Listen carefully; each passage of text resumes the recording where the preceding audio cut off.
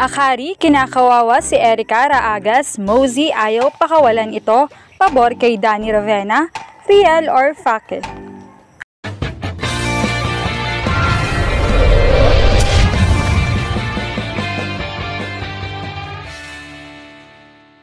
What's up, Volleyball Nation? Welcome back to my YouTube channel. Narito ako para magbigay sa inyo ng updates tungkol sa mundo ng volleyball. Pero bago yan, don't forget to subscribe and hit the notification bell para updated ka sa aking mga videos.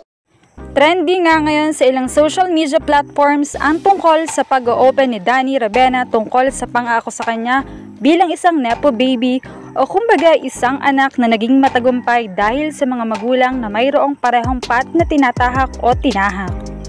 Hindi na napigilan ni Danny na maglabas ng sama ng loob dahil ito ang patuloy na ibinabansag sa kanya dahil nga anak siya ng Ravena at malaking bahagi ng team niya ngayon ang kanyang mami Mosey. Masakit ito for Danny dahil hindi nare-recognize ang husay niya bilang mula mismo sa skills kundi dahil nga malakas lang daw ang kapit nito sa team kaya siya pilit na naka-line up dito.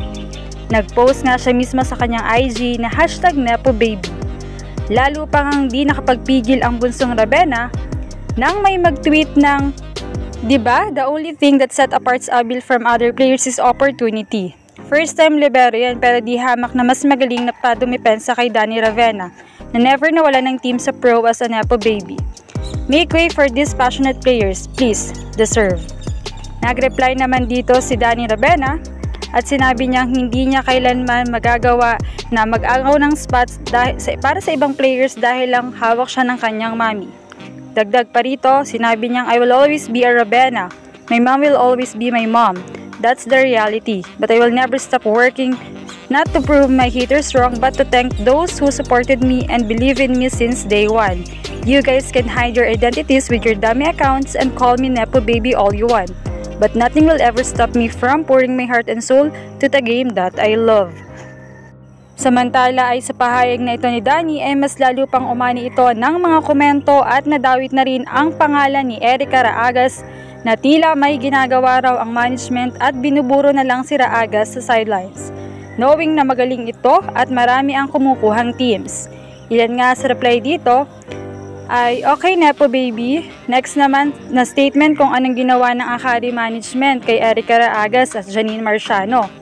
Matatandaan ngang nagkaroon daw ng issue itong si Danny at Erica dahil ang ex niya ay naging boyfriend nitong si Erica Raagas.